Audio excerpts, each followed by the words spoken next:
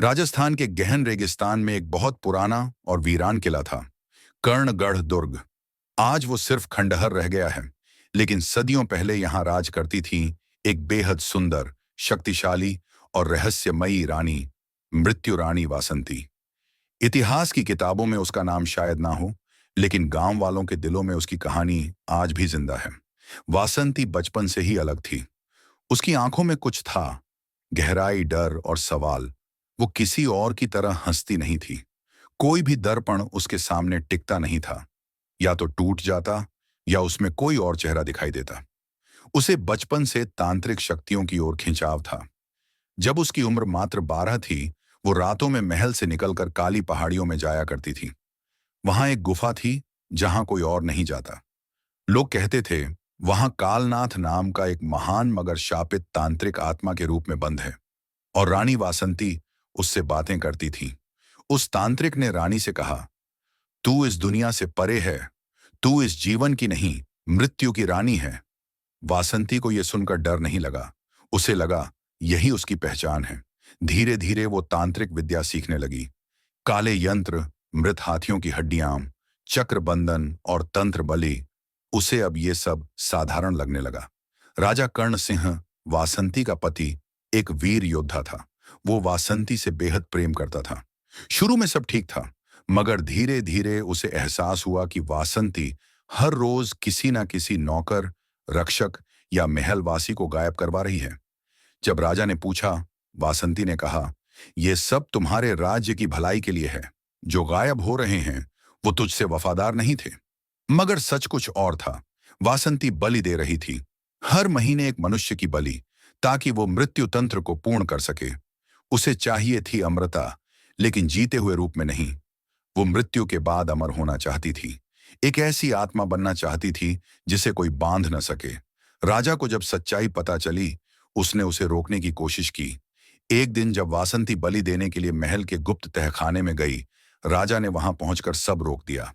वासंती ने राजा को चेतावनी दी, जो मेरी साधना में बाधा डालता है वो अपनी मृत्यु स्वयं बुलाता है। राजा ने उसका मजाक उड़ाया, और उसी रात राजा की मृत्यु हो गई, अजीब तरीके से। उसके शरीर का सारा रक्त सूख चुका था। राज्य में हाहाकार मच गया, मगर किसी ने रानी पर शक नहीं किया। राजा के अंतिम संस्कार के बाद वासंती ने महल की सत्ता पूरी तरह अपने हाथ में ले ली। उसने राज्य में एक नया नियम लागू किया। हर पूर्णिमा की रात एक युवा ब्राह्मण या राजपूत युवक बलिदान किया जाएगा, राज्य की सुरक्षा के लिए। लोगों ने डर के मारे चुप्पी साध ली। वासंती अब सिर्फ रानी नहीं, मृत्यु रानी बन चुकी थी। लेकिन एक दिन राज्य में आया एक नया महात्मा, अच्युतानंद।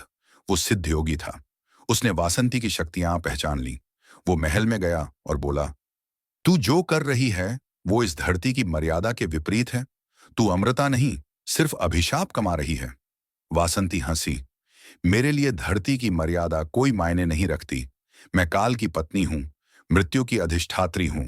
मुझे रोक सके वो अभी जन्मा नहीं। महात्मा ने तब एक शाप दिया, जिस दिन तेरा रक्त किसी निष्पाप कन्या के हाथों बहेगा, उस दिन तेरा नाम मिटा दिया जाएगा इस धरती से। और तब तक तेरा महल, तेरा शरीर और तेरी आत्मा तड़पती रहेगी इस वीराने में।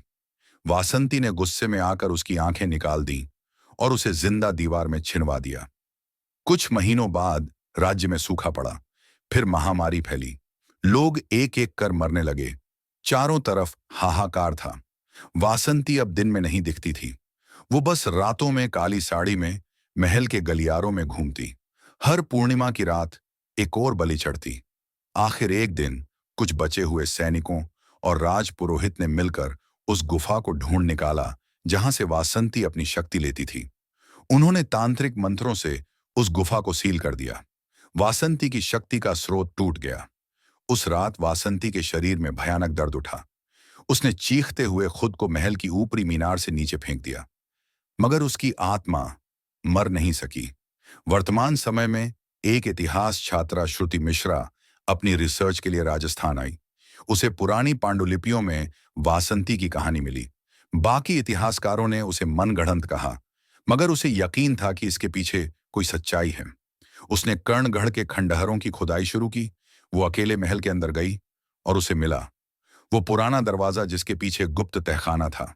जैसे ही उसने दरवाजा खोला, ठंडी हवा का झोंका आया। कमरे के बीचों बीच एक पिघले हुए रक्त से सना त्रिकोणीय तंत्र मंडल बना था।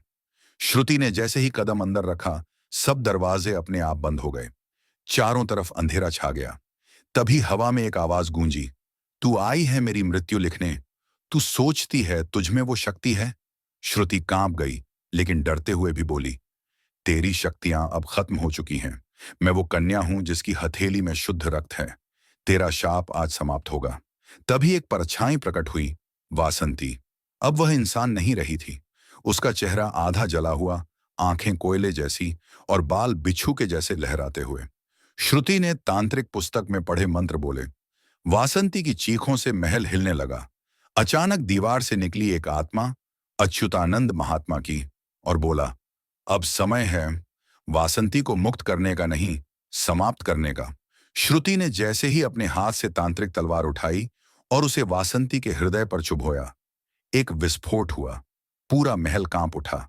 हवा में सिर्फ एक चीख गूंजी, मैं मृत्यु थी, मैं मृत्यु रहूंगी। श्रुति बेहोश हो गई।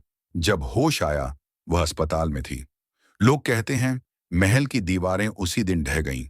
अब वहां कुछ नहीं बचा, मगर कुछ रातों में उसी जगह से एक औरत की हंसी सुनाई देती है। वासंती शायद खत्म नहीं हुई, वो सिर्फ और गहरी हो चुकी है,